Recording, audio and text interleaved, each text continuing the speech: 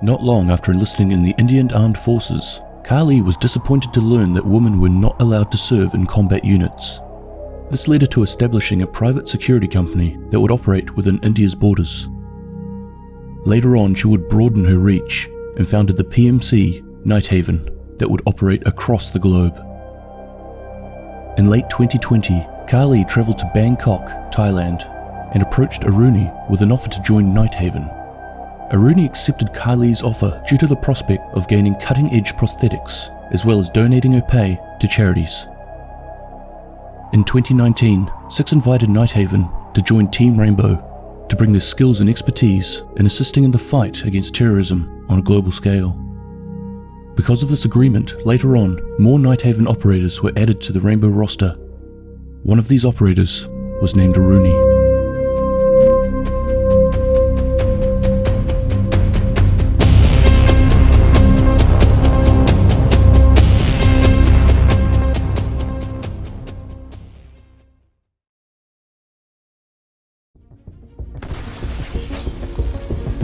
My gate stands like a star in the darkness, a burning light that keeps enemies at bay. Can you take the heat?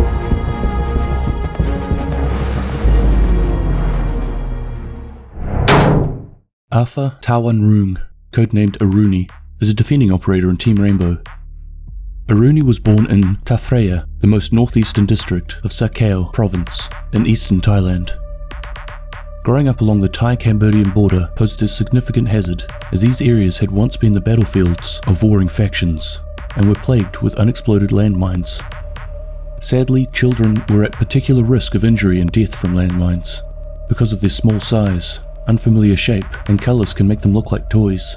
Their deadly attraction for children, whose innate curiosity and need for play often lure them directly into harm's way.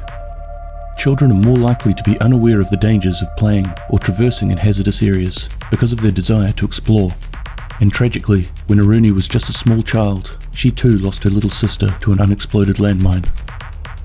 Unaware of imminent danger, her sister picked up the unusual-looking object and proceeded to play with it. Her small frame was decimated by the blast, and she died shortly thereafter. Devastated by her death, and in the way she had died, as Aruni got older, she decided she wanted to help those emotionally and physically injured by landmines. Not long after leaving high school, Aruni attended university where she obtained a Bachelor of Arts, Economics, and a Master of Law. She decided the time had come to choose a path in life, and armed with her bachelor's degree, she started pursuing a career as a private investigator. She knew one of the most vital resources to have under one's belt is reliable sources. These people are vital in assisting in investigations. She knew she had to start the process right from the beginning, as it takes a while to develop good sources. She talked to people and socialized in many different settings. Her goal was always to see if any of these individuals could potentially provide her with invaluable information that might be helpful to cases in the future. And the ones that did, she developed great ties with. She also needed to be tech savvy, as the nature of crime and fraudulent activities is ever changing. As an aspiring private investigator, she decided to take a few specialized courses that focused on specific areas of investigation and interrogation, along with undergoing training to help with mastering defense techniques and learn how to use weapons. She also obtained a firearms license. It was during her time as a private detective that she was successful in discovering a bomb plot in Bangkok, which as a result brought her skills to the attention of the Royal Thai Police. This predominantly male-dominated law enforcement agency eventually grew to grudgingly respect her talents. The way in which she could efficiently piece together so many different details in seemingly unrelated events, and how exceptional she was at joining up the dots in relation to a number of criminal syndicates and open investigations. She is a real cerebral force, always processing something in her head and making connections that aren't obvious to others. Not surprisingly, because of this, she became very well known in the good circles and the bad, and faced an increase in hostility towards her by a number of these gangs. Eventually, the Royal Thai Police offered her a position working as a detective in their crime suppression division. During this time, she successfully located and foiled no less than 4 bomb plots, along with dismantling a large human trafficking ring. Her natural ability to trace various shipments of explosive materials and connect them to the bad guys was highly commended by her superiors. She was at the pinnacle of her career, and it looked like she was on her way to being the top dog.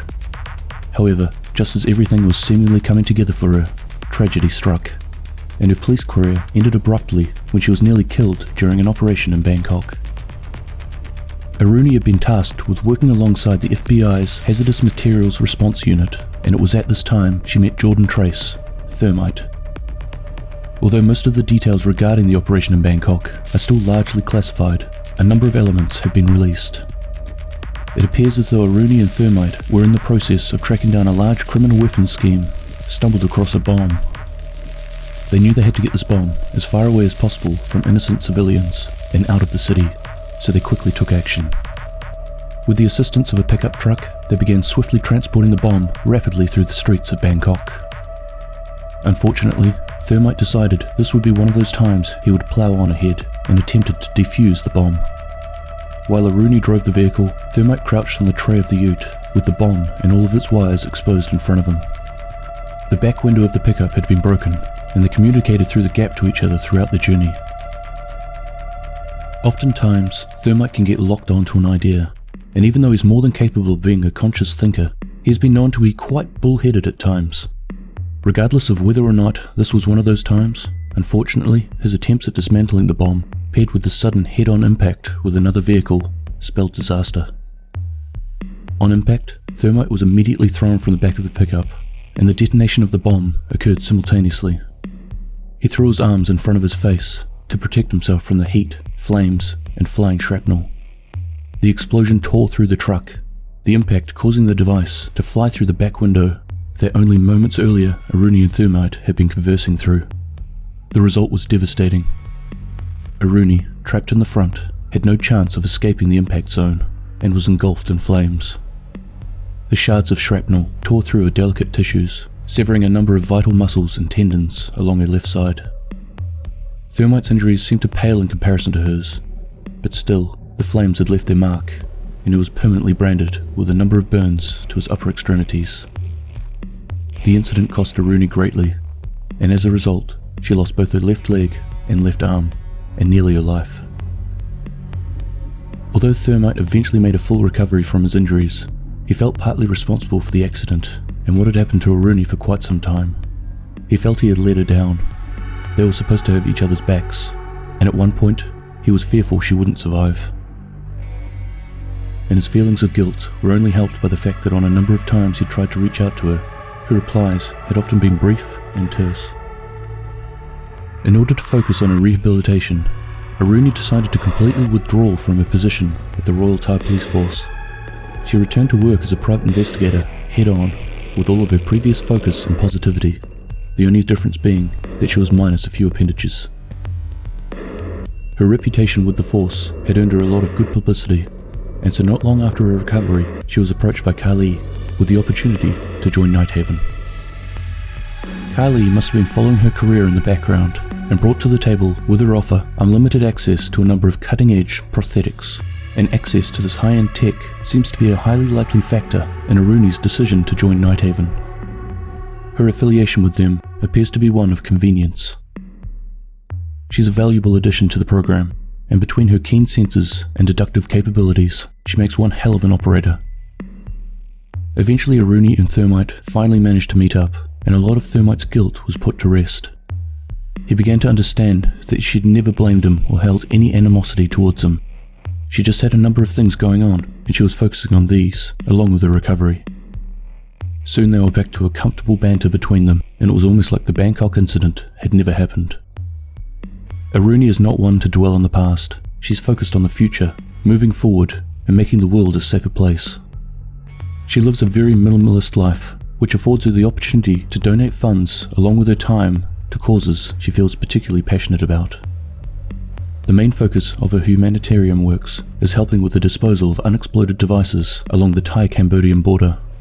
And it should come as no surprise, especially because of how her little sister died, that she is also a huge contributor to a number of charities in regards to helping fund their medical treatment costs. As Aruni says, in every conflict, it's the children who are made to suffer, even after the fighting is stopped. A skill she developed as a private detective, she is an exceptional photographer. The images she shows help raise global awareness of the vast minefields still present even today, and the devastation to their unfortunate victims. Hero, one of Aruni's closest friends, is a trained, giant-pouched rat. They are often together, and he seems to have the ability to provide her with comfort and companionship, like any good emotional support animal does. Aruni is quick on her feet, both mentally and physically.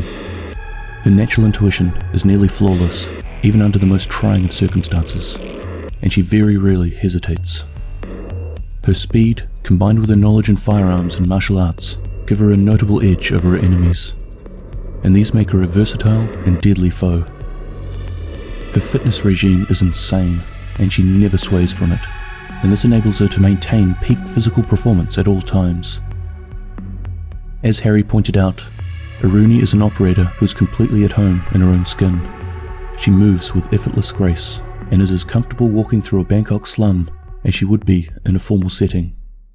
To see her working is akin to watching an apex predator in a natural environment, afraid of nothing and master of all she sees. By now you can probably see why I didn't combine both Aruni and Ace into one video.